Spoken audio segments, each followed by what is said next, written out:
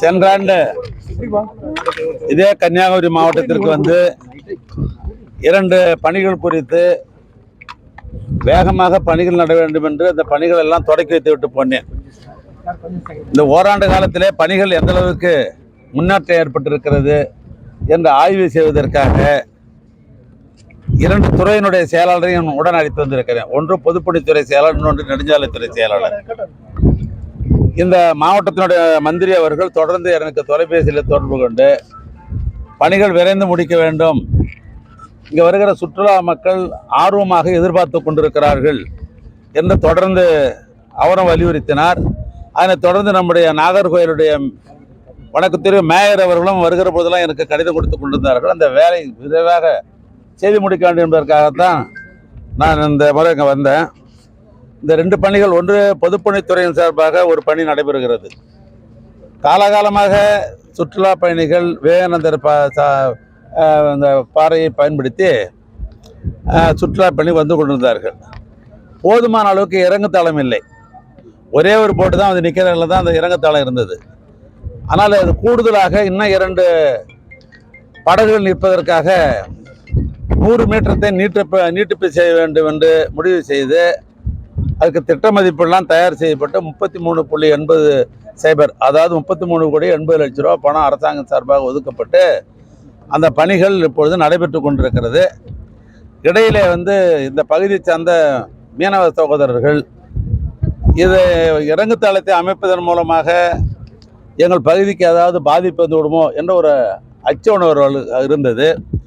உடனே ஐஐடியினுடைய இது சம்பந்தப்பட்ட ப்ரொஃபஸர் அவரையும் ஏற்கனவே அனுப்பி எல்லாம் செக் பண்ண இப்போ நான் அழைத்து வந்திருக்கிறேன்.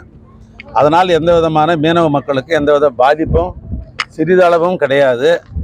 ஆனால் இதை தொடர்ந்து இந்த பணிகள் ஒப்பந்ததாரை கூப்பிட்டு பேசின அளவிலையும் சரி, எங்களுடைய தலைமை பொருளாளரை கூப்பிட்டு ஆலோசனை வகையில் ஜனவரி மாதத்துக்குள்ளே இந்த பொதுப்பணித்துறையின் மூலமாக இங்கே செயல்பட்டு கொண்டிருக்கிற இந்த 100 மீட்டர் இறங்குத்தளம் என்பது முழுமையாக அமைந்துவிடும். அப்படி அமைகிற பொழுது இங்கே 3 போட்டுகள் நிறுத்துறதுக்கு வாய்ப்பு இருக்கிறது. ஒன்று.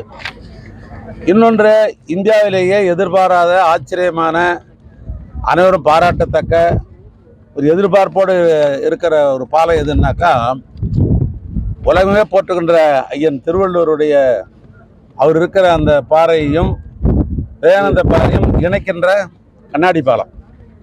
இதில் நீளம் 77 மீட்டர் தூரம், இதனுடைய நீளம் 10 மீட்டர் அகலம் கொண்டது. அது என்ன சிறப்புன்னு கேட்டால், இடையில் 2.5 மீட்டர் கண்ணாடியாலே அந்த பாலத்தை அமைக்க போகிறோம். ஏன்னா போகிற சுற்றுலா பயணிகள் போகிற பொழுதே கடலை பார்க்க முடியும். ஏன்னா அது மாதிரி கண்ணாடி அமைச்சு, ஏன்னா சுற்றுலாத்தல ஒரு கவர்ச்சி இருக்கும், பார்க்கறதுக்கு ஒரு ஆச்சரியத்தை உருவாக்கும், பார்க்கறதுக்கு கண்ணுக்கு குளிர்ச்சியாக இருக்கும். அந்த அடிப்படையில் தான் அந்த பாலத்தை அமைக்கிற பணியை அது 37 கோடி ரூபாய்க்கு ஒப்பந்தங்கள் கோரப்பட்டு இந்த பாலத்தை எல்லாம் அமைக்கிற ஒரு சிறப்பான ஒரு கம்பெனி. அது அவங்களுடைய ஃபேக்ட்ரி பாண்டிச்சேரியில் இருக்குது. இப்போ டிசைன்லாம் ஏற்கனவே ஐஐடி ப்ரொஃபஸர்லாம் வச்சு டிசைனில் ஓகே பண்ணும்போது தான் பணிகள் தொடங்கணும். இப்போ அந்த ஒப்பந்தரையும் கூப்பிட்டு நான் பேசினேன். அவரும் டிசம்பர் மாதத்துக்குள்ளேயே நான் முடித்து கொடுக்கிறேன் என்று சொல்லியிருக்கிறார்கள்.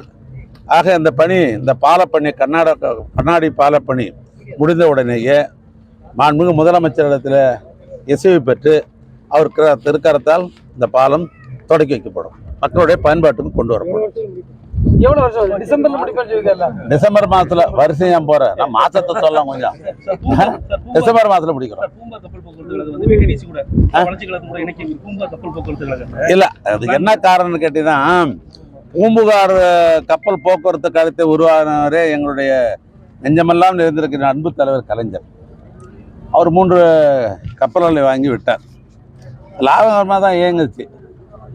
காலங்கள் கடக்க கடல் நீரில் போகிற காரணத்தினால் அது சீர் செய்ய வேண்டிய ஒரு சூழ்நிலை ஏற்பட்டது. இருந்தாலும் சரி, ஏற்கனவே இருந்த ஆட்சியாளர்கள் அதை சீர் செஞ்சுருக்கலாம். ஆனால் என்ன பண்ணாங்க, ஏலம் போட்டு விற்றுட்டாங்க. அதை இப்போ பூம்புகார் கார்பரேஷனுக்கே கப்பலே இல்லையே, அந்த கார்பரேஷன் தேவையா என்று பல்வேறு வகையில் விமர்சனங்கள்லாம் வந்தது. அடிப்படையில் ஒரு குழு போடப்பட்டு அவர்களெல்லாம் தலைமைச் செயலாளருடைய தலைமையில் பரிசீலனை செய்யப்பட்டு இதை இணைத்து விடலாமா என்ற கோப்பு வந்தது. முதலமைச்சர் கவனத்துக்கு கொண்டு உடனே இது கலைஞரால் உருவாக்கப்பட்ட ஒரு கார்பரேஷனை, அதனால் அது வந்து இருக்கட்டும், மேற்கொண்டு நடவடிக்கை என்னென்ன செய்யலான்றதை பின்னால் நான் சொல்கிறேன்னு முதலமைச்சர் சொல்லியிருக்காரு. அது மாதிரி இப்பொழுது இணைக்கிற எண்ணம் இப்பொழுதுக்கு இல்லை. 20 வருடங்களா வந்து பூம்புகார்ல வெள்ளப்பத்திரிக்கை பணி நிரந்தரம் பண்ண வாய்ப்பு 20 வருஷமா வந்து ஒப்பனுடைய பூம்புகார் பணியாளர்கள் வந்து பணி நிரந்தரம் பண்ணாம இருக்காங்க. பூம்புகார் புனரமைக்கிற பணி தானே பணி நிரந்தரம் ஏற்கனவே அதில் வேலையே இல்லாத முடிச்சலான்னு கேள்வி கேட்டீங்க. அதில் இருக்கிறவங்க நிரந்தரம் பண்ணணுமா அப்படின்னு கேட்கும்போது முதல்ல இந்த கார்பரேஷனை காப்பாற்றுவோம், அதுக்கு மேலே வேலை செய்யறவங்க அடுத்தது பார்த்துவோம்.